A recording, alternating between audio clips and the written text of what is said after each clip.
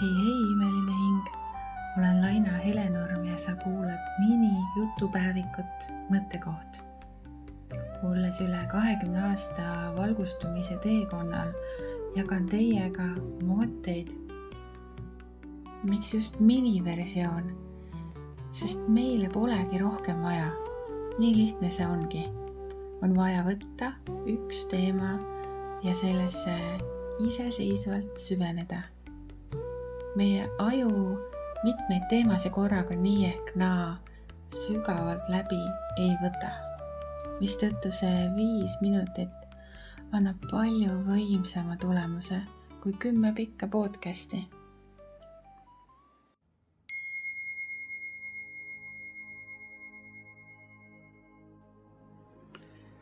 Ühiskond õpetab tarbima rohkem, planeerima rohkem, saavutama rohkem. Aga mis siis, kui päris heaolu ei peitu keerukuses, vaid hoopis lihtsuses? Mis siis, kui me juba omame seda, mida otsime looduses ja vaikuses, meis endis? Mina avasta, kuidas loodus sind kõnetab. Loodus on meile kõigile olemas.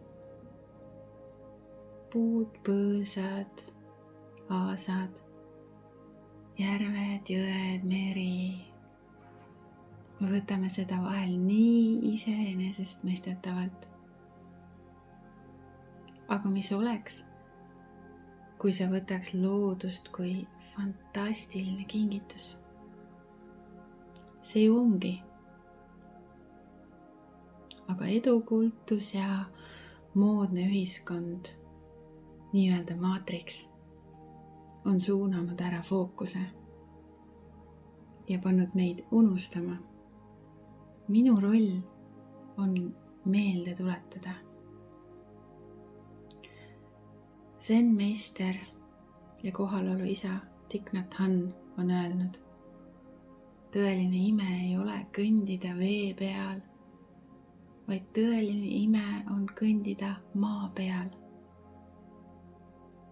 Usu, et päikesetõus võib tuua rõõmupisaraid.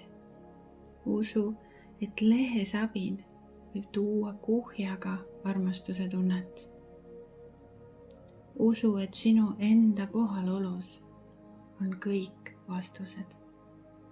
Usu, et sinu enda armastus kasvab, olles loodusega koos. Ja usu, et sinu enda armastus on suurim pärandus sinu lastele ja lastelastele. Looduses kulgemine ei mõju ainult looduses olemise hetkel. Sellel on väga laialt ulatuv mõju. Ja siis meil on vahel kombeks asju edasi lükata, endalegi märkamata. Homme lähen, varsti lähen, millalgi lähen. Aga homme pole veel tulnud ja eile on möödas. Ja ainuke tõeline hetk on siin ja praegu. Nii nagu elad oma tänase päeva, elad ka oma elu. Loodus võtab su alati vastu.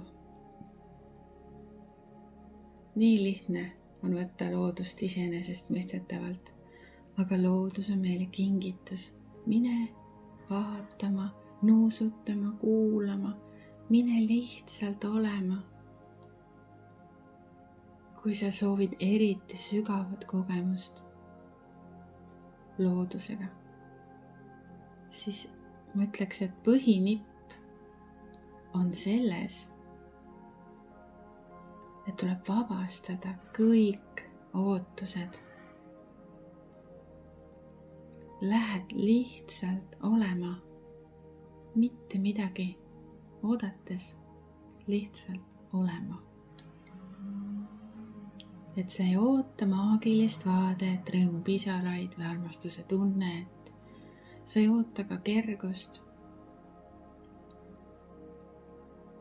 Sest see kõik tuleb just sellel hetkel, kui oled kõikidest ootustest lahti lasknud.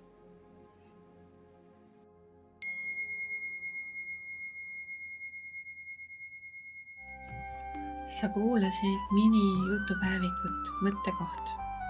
See pole juhus, et sa seda videot näed. See oli sõnum sulle. Võta sellest maksimum. Järgmine osa juba järgmine esmaspäev.